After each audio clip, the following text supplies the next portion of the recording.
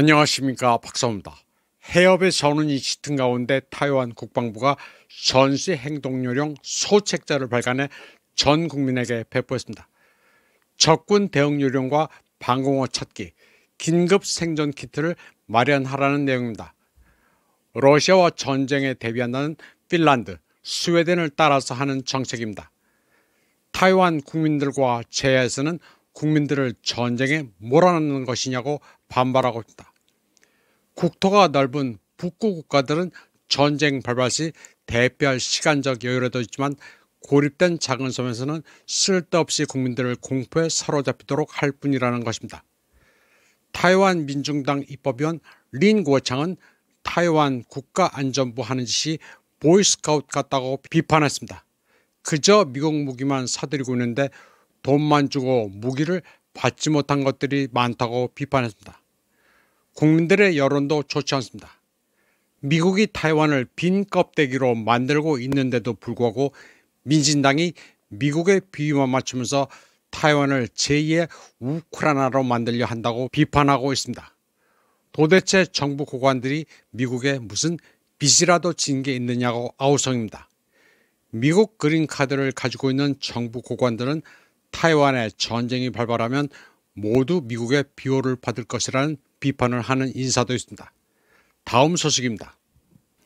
다카이치의 타이완 유사 발언으로 중일간 긴장이 연일 고조되는 가운데 주일 미대사 조지 글래스가 일본을 옹호한다는 포스팅을 올렸습니다. 그는 가면이 벗겨졌다면서 슈에젠 총영사를 비판했습니다. 슈에젠이 몇 달 전 이스라엘을 나치 독일에 비유했으면서도 베이징은 좋은 이웃이 되지 못하고 있다고 비판했습니다. 그리고 중국은 끊임없이 좋은 관계를 이야기하면서 말로만 그치고 있다고 덧붙였습니다. 그러면서 미국은 G7 파트너십처럼 언제나 임무에 충실하다면서 미일 동맹은 타이완 해협의 평화와 안정을 지키는 데 있어 굳건하다고 말했습니다.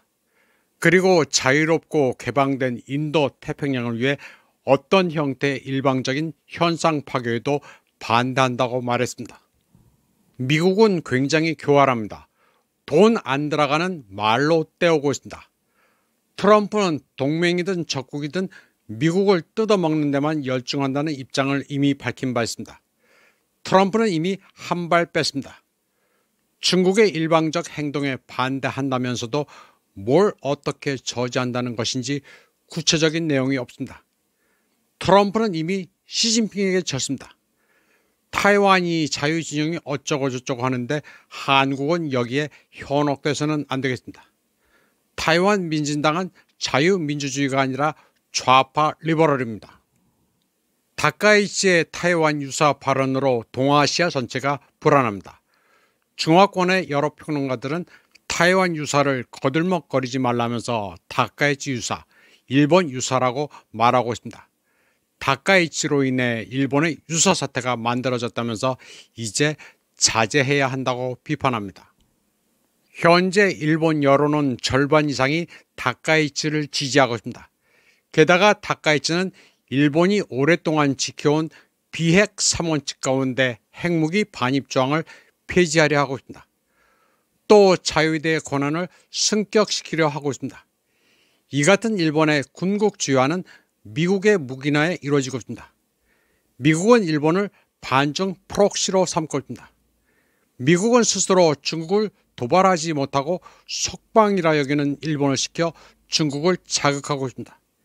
미제의 본전이란 계산입니다.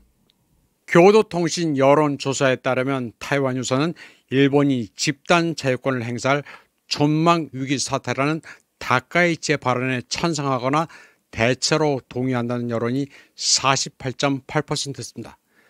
그리고 60% 응답자가 다카이치의 방위비 증가 방침에 찬성했습니다. 또 다카이치 내각에 대한 지지율도 60%에 달했습니다. 그러나 여론조사라는 것은 해석하기에 달렸습니다. 타이완의 시사평론가 고정량 박사는 다카이치의 지지율이 계속 떨어지는 추세라 결국은 견디지 못할 것으로 예측했습니다. 그는 다카이치가 트럼프와 정상회담을 가진 직후 지지율은 82%라고 시작했습니다. 그런데 문제 발언을 한 11월 9일에는 이게 62%로 떨어졌고 중국이 대응 조치를 취한 11월 16일에는 48%로 떨어졌다고 말했습니다. 중국이 보복 조치를 취하자 그 효과는 즉각적이었습니다. 당장 중국인의 인바운드 여행이 붕괴됐고 일본의 소매, 여행, 서비스 관련주들이 폭락했습니다. 화장품 업체 시세도는 9.17%, 미츠코시 이세탄 백화점은 10.49%나 폭락했습니다. 일본의 군국주의화 추세는 확연합니다.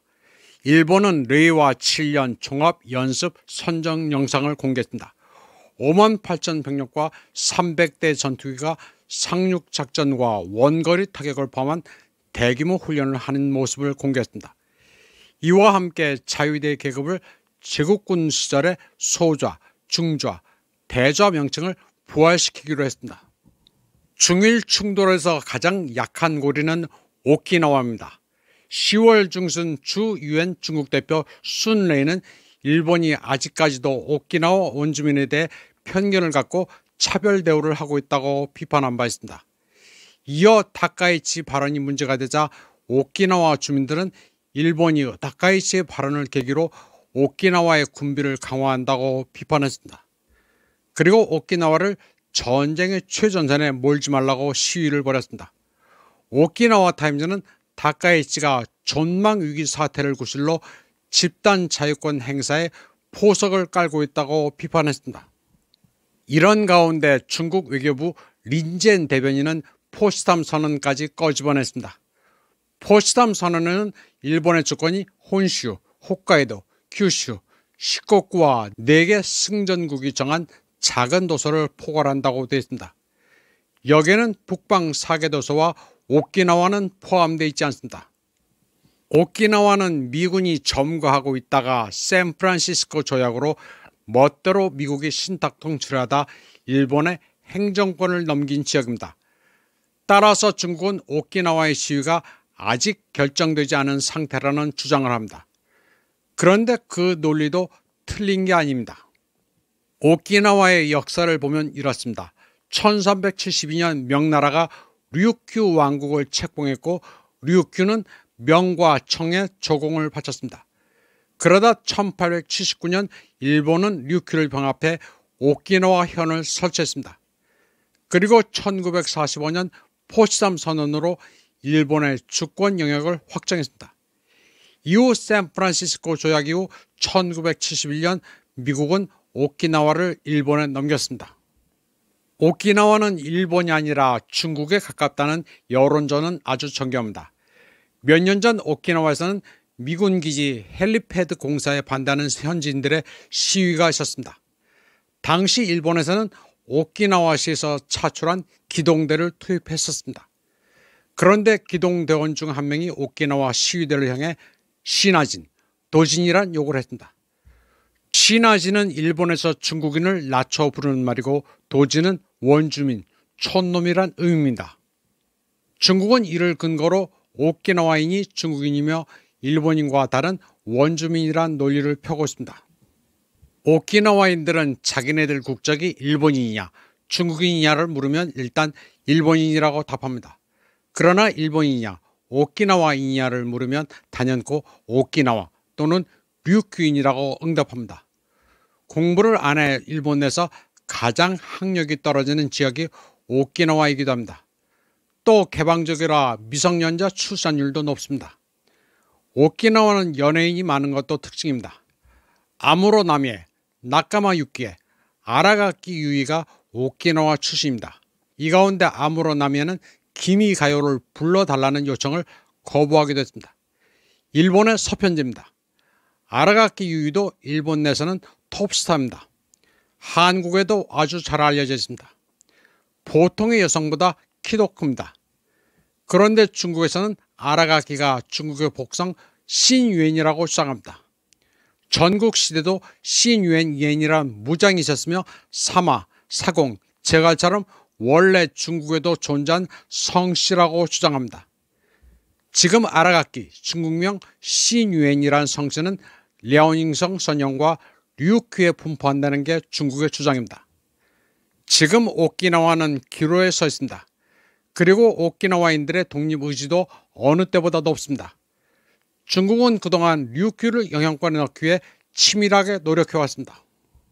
중일 간 군사적 충돌 가능성이 높아지자 집단 사방과 반중 진영에서 다시 짚히고 있는 엉터리 뉴스가 바로 짱 여우샤 스토리입니다. 시진핑이 짱 여우샤의 덜미를 잡혀 전쟁 분위기를 고취시키고 있다는 허무맹랑한 가짜뉴스가 다시 기승을 부리고 있습니다. 애당초 발단은 다카이치가 뜬금없이 타이완 개입 의도를 드러낸 것인데 중국에 뒤집어 씌우고 있습니다. 한국의 일부 유튜버들도 아무 논리도 없이 중국 망한다고 떠들고 있습니다. 중국이 밉더라도 팩트는 팩트대로 전달해야 하는데 혐중을 부추겨야 조회수가 많이 나오기 때문입니다. 이번 방송은 여기까지 하겠습니다. 시청해주신 여러분 감사합니다.